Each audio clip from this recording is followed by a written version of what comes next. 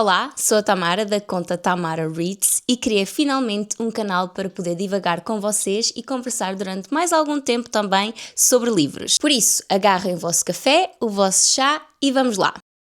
Hoje, como primeiro vídeo do canal, decidi responder à pergunta que mais vezes me colocam quando falo sobre Shakespeare. Por onde começar a ler William Shakespeare? Se não me conheces, eu amo Shakespeare, adoro ler as suas peças, falar sobre ele, reinterpretar e interpretar aquilo que ele escreveu. Já li todas as suas peças, todos os seus sonetos e todos os poemas que ele escreveu. E sempre que falo sobre ele ou sobre alguma das suas peças, alguém me pergunta: mas por onde começar a ler William Shakespeare? Antes de vos responder esta pergunta, queremos todos saber: mas porquê é que vocês querem ler William Shakespeare? Porquê é que ler Shakespeare é assim tão importante? Porquê é que devemos sequer perder tempo a ler peças que foram escritas há centenas e centenas de anos? Em primeiro lugar, Shakespeare era um gênio no que diz respeito a retratar e a descrever o que é realmente ser humano. As emoções, como o ciúme, a ambição, o amor, a amizade, a inveja, a culpa, tudo escrito com uma mestria e uma poesia absolutamente magnífica. O leitor, passado essas centenas e centenas de anos que eu referi, vai conseguir encontrar-se nas suas peças. Isto porque ele conseguiu descrever todos esses sentimentos que ainda hoje nós conseguimos sentir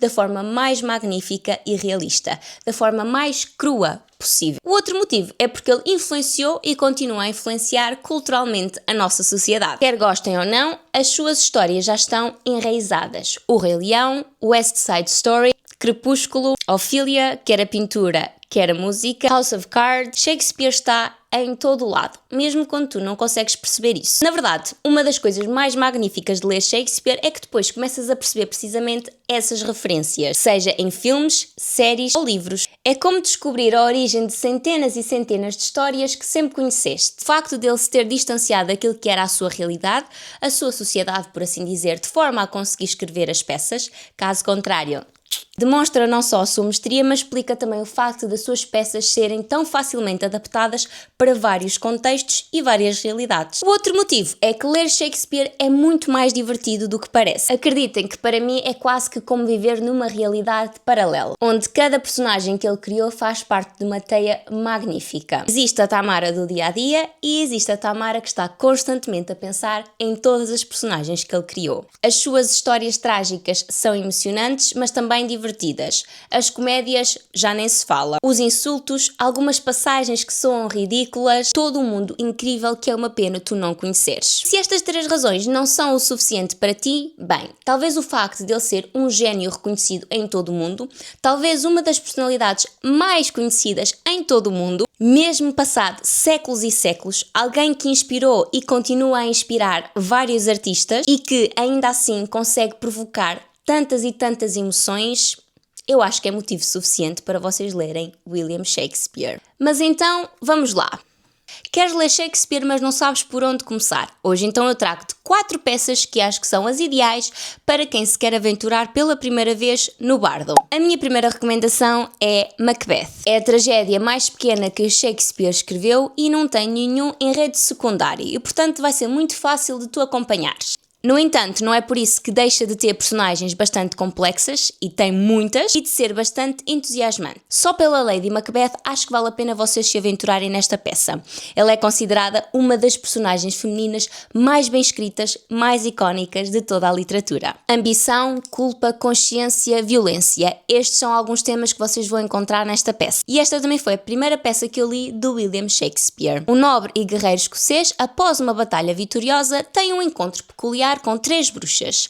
3 bruxas que lhe fazem uma previsão, uma profecia, por assim dizer, de que um dia será rei. Ao contar isto à sua mulher, a Lady Macbeth, ela instiga-o, quase que o manipula a apressar a concretização desta profecia, nem que para isso tenha que manchar as suas mãos de sangue, que é como quem diz, matar quem for preciso. Lembram-se quando vos disse que Shakespeare tinha a capacidade de se distanciar? Foi precisamente isso que Shakespeare fez com esta peça. É bom recordar que quando Shakespeare escreveu Macbeth, quem estava no trono era Jaime I, James I, e ele protagonizou uma espécie de perseguição à feitiçaria, às bruxas. Como já vos disse, Shakespeare não podia propriamente de forma aberta criticar a sociedade em que estava inserido, mas podia distanciar-se e fazê-lo dessa forma. Shakespeare conseguiu com esta peça distanciar-se e comunicar ao mesmo tempo com as ideias do monarca. Mas fez isso numa história onde um homem fraqueja, onde um homem é fraco ao lado de uma mulher extremamente poderosa. E não devemos esquecer que é precisamente esse o assombro do próprio rei Jaime I. Ou seja,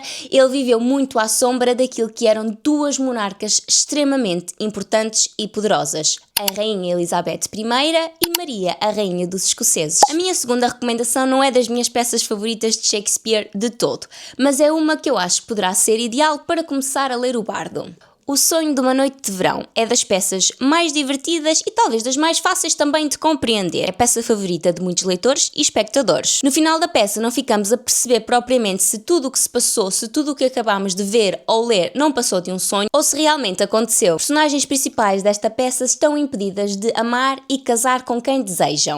E por isso, fogem para uma floresta. Para quem não sabe, as florestas em Shakespeare tinham um significado muito particular. As regras da sociedade basicamente não se aplicam nesse local e, portanto, sempre que aparece uma floresta em alguma peça de Shakespeare, o que vocês podem esperar é, no mínimo, confusão. E apesar de nós termos aqui ainda algumas personagens, eu acho que é uma peça, como eu disse, de fácil compreensão e muito engraçada para vocês começarem a ler Shakespeare. A minha terceira opção para vocês se aventurarem em Shakespeare pela primeira vez é o fantástico Romeu e Julieta. Em primeiro lugar, porque toda a gente já conhece mais ou menos a história e isso facilita muito. Em segundo lugar, porque é para mim das peças mais lindas com as passagens mais bonitas de sempre. Um dia, quando me reformar, vou-me dedicar a decorar todas as passagens de Romeu e Julieta. Hoje não vamos discutir se esta é uma peça sobre amor ou não, isso fica para outro vídeo, mas é um facto que Romeu e Julieta se encontram e apaixonam-se muito rapidamente. Aliás, tudo nesta peça acontece muito rapidamente e é as consequências dessa rapidez, da imprudência não só de Romeu e de Julieta, mas também de outras personagens, que vamos constatar ao longo da peça.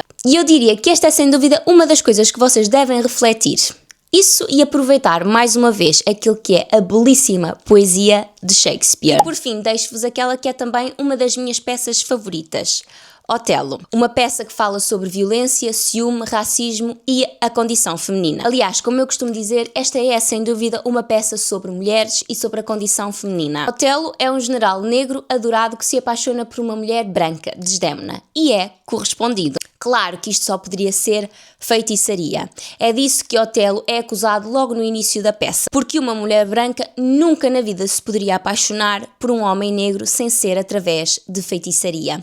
E este é logo um dos primeiros conflitos da peça, como eu disse. Desdémona tem logo uma grande intervenção ao explicar que se apaixonou por Otelo pelas suas lindas palavras, pelas histórias que ele lhe contava. É uma peça que tem também uma das personagens mais maquiavélicas que Shakespeare escreveu, pelo menos na minha opinião, Iago. Iago vai falando com o público, torna o público o seu cúmplice, aliado e conspirador. Na verdade, o público, o leitor, é o único que consegue perceber verdadeiramente o que se está a passar na peça. O que é que Iago está a tramar. E isso torna tudo muito mais desolador porque nós não temos forma de avisar nem Otelo nem Desdémona. Iago começa assim a colocar sementes de desconfiança na mente de Otelo no que diz respeito à fidelidade de Desdémona. Nesta peça, todas as personagens femininas sofrem nas mãos dos homens. Não há um único homem que seja verdadeiramente bom para ela. E há uma espécie de percepção, de realização deste ciclo de violência por parte precisamente destas mulheres, mais para o final da peça, eu diria. Ou seja, quase que se forma um elo que as une. A realização que é através dessa sociedade machista, preconceituosa e patriarcal que as vai conseguir dar resistência e força. E agora, se estás com medo de não conseguir perceber tudo, só tens que pensar que o público de Shakespeare também não estava propriamente preocupado em entender tudo o que ele pretendia dizer. Estava sim preocupado em aproveitar um bom espetáculo. E é precisamente isso que tu tens que fazer, sem medo. Começar a ler ou a ver as peças ou a ouvir as peças sem receios ou preocupações. Tenho a certeza que vai valer muito a pena.